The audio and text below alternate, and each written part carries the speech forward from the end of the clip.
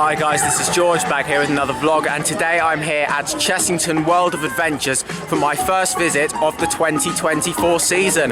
Very excited to be back in the park, looking forward to getting back on some of my favourite rides, and as well as that, Eggsplorers is also going on at the moment. It's the park's Easter event, so there's lots of extra entertainment going on for that. There's an Easter trail which I've just got a booklet for, so I'll be going around completing that.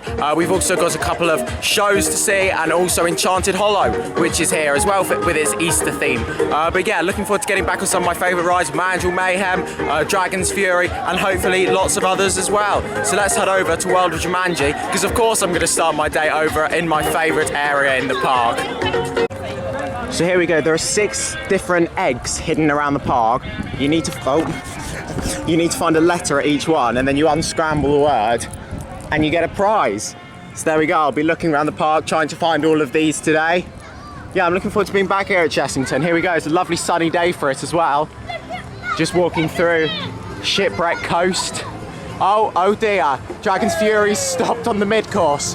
That's not looking good. I looked on the app on the way here and it said it was closed. Dragon's Fury seems to be quite unreliable so far this season. I have been looking on the app just at random points throughout different days. Here we go, so yeah, heading over to World of Jumanji to start my day. It's busy here today at Chessington. Ostrich Stampede has got a 50-minute queue. Just walked past Blue Barnacle, which is advertised 30. So over here I've got some news now about Mandrill Mayhem. So this is no longer operating on the virtual queue.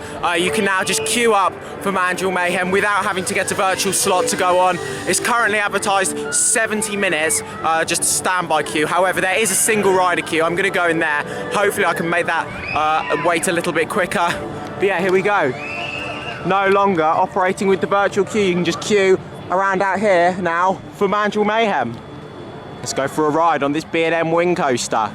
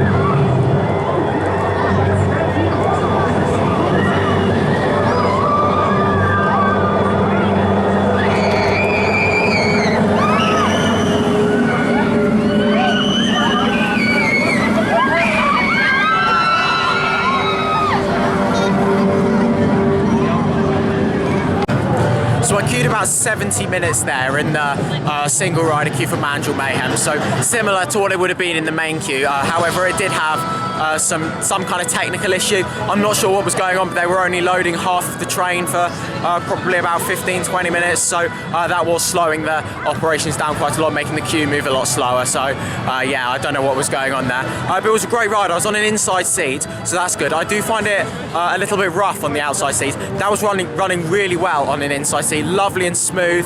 It's a great ride. I really like it. It's got some punchy launches on there, some great hang time on the inversion, and also on the spiral as well. I really enjoyed that, and it's very well themed, of course. Still probably my favourite ride here at Chessington. I was going to go on Dragon's Fury, however, it's not been having a great day today, so it opened while I was in the queue for Mandrill Mayhem, then it closed again, then it reopened again, and now it's closed again. So there's not really time to do any more rides before the next showing of the Easter show. So instead I'm just going to have a wander around the park and see if I can find some of these Easter eggs for the Easter egg hunt. Exciting! It's time for all the fun. Grab your friends and let's have fun. You want everything that I require.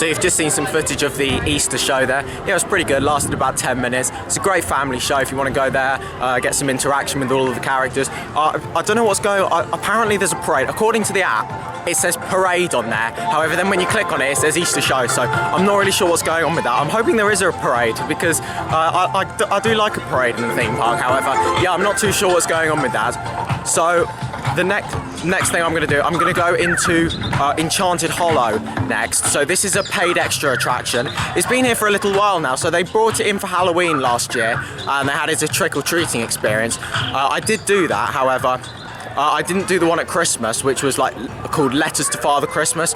So I assume you go in there and write Letters to Father Christmas, as the name would suggest. I didn't do that one. However, it was pretty good over Halloween. It was a well-themed, immersive experience. So hopefully it'll be just like that this time. I believe there's an Easter egg hunt in there at the moment. So yeah, I'll go and check that out in a minute. I've got about 15 minutes until my slot to go in. So I'm going to have a look around here, see if there's any more Easter eggs hidden around, and then go in. So I'm here in the Wanyama section of the park now. Loads of different animals around here. This is the area behind Zufari. It's actually really nice around here. I don't remember the last time I came down here. I mean, with the rides being so busy, it is great that there are lots of other experiences at Chessington, lots of animals to go and see, and then when they've got their events on, lots of extra entertainment. That's the Safari Hotel over there. I'd love to stay there one day. Maybe over Halloween I'll stay over there. Yeah, there you go. See some ostriches over there. Yeah, this is a really nice area. To be honest, you can't even really tell that you're in a theme park when you're over here. Like, you just can't see any of the rides. You can't really hear anything from the rides. It's just a really immersive area to go and see loads of different animals. So I've just experienced Enchanted Hollow. That was actually really good. I know it's more of a family attraction, however, it is a pay extra, so bear that in mind if you are coming to Chessington.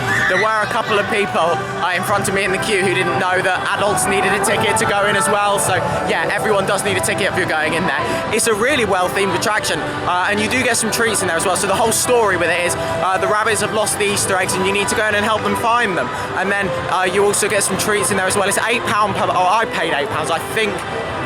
I think over Halloween it was £10, but annual pass holders get a discount. I paid £8 this time, however, I don't know if I put the discount in or not because I was struggling to find the link to buy the tickets, so I just bought whichever one I could when it was there. So I think it's £8 per person. But yeah, it's definitely worth that. Good interaction in there, lots of different characters to meet. You get some snacks in there as well. I've got a cream egg in there, a big bar of like caramel as well. So it's definitely worth going in there. Really immersive, some mist effects, lighting effects, lots of smell pods in there. And I really like how that's an attraction that can be changed depending on what season it is as well. Of course, it was originally launched for Halloween last year and it was a trick-or-treating experience. Then it was a Christmas one where you can go in and write your letters, and then over Easter it's an Easter egg hunt. I really like how they change it up depending on the seasons, and it's always a really immersive, well-themed experience. So I'm inside Wild Asia now. This is actually a really well-themed part of the park. I don't really come in here very often though because there's not really a signature attraction in here. Cobra I'm not a particularly big fan of. I don't really like these Zamperla discos because of the restraints on there, so I very rarely go on it. Normally, whenever the only reason I'll come in here is to go on Monkey Swinger. However, that's closed at the moment. But Cobra's currently advertised a 30-minute queue. So I've decided, you know what? I might do that because most of the other queues are quite big. Croc Drops at the moment advertised at 40 minutes. However, I'm closer to Cobra than I am Croc Drop, and by the time I get over to Croc Drop, it would have probably gone up again. Literally, Dragon's Fury has just increased in the time it took me to walk over there from Enchanted Hollow.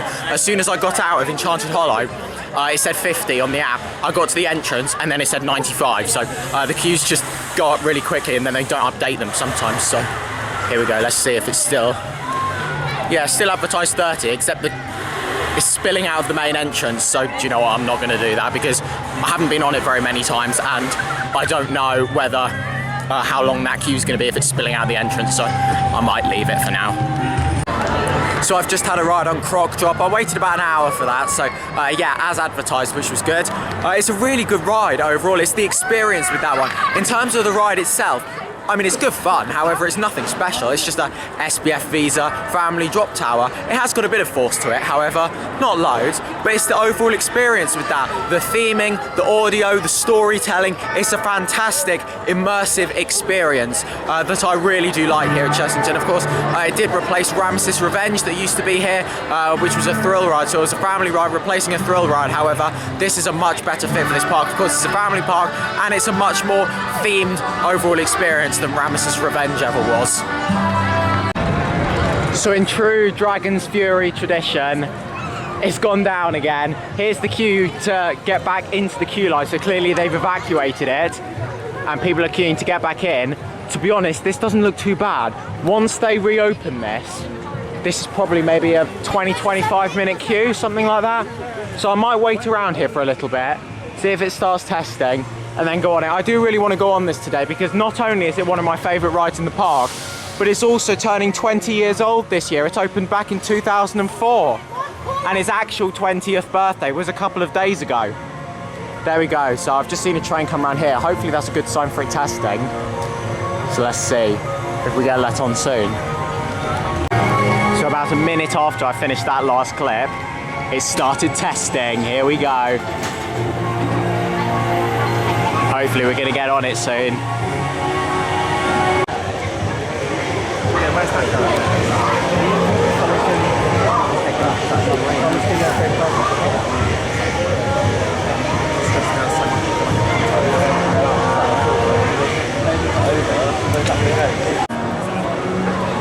Here we go, they're about to put another train on the circuit so we can see the transfer track in action.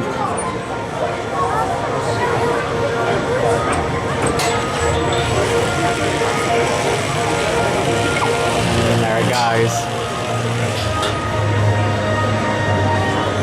There we go, now they're going to slide it across.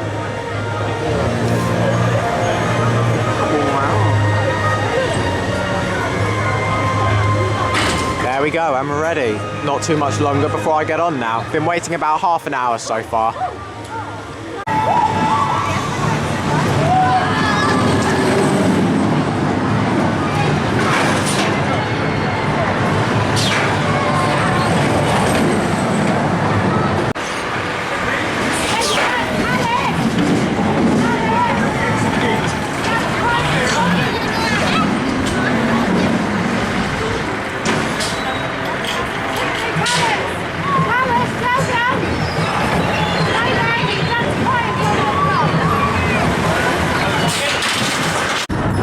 So I just had a ride on Dragon's Fury. I ended up waiting quite a lot longer than I was expecting. However, it was worth it because this is a fantastic ride.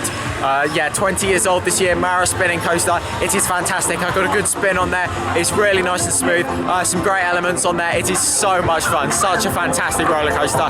It could be my favourite ride in the park. I don't know between that and Mandrill Mayhem. They're both fantastic coasters. But yeah, with Mandrill Mayhem starting to get a little bit rougher now, especially over at Christmas. I had a really uncomfortable ride on it over at Christmas. However, I did have a fantastic ride on it today. So yeah, I definitely need more rides on both of them before I make a decision. However, Dragon's Fury could be up there now.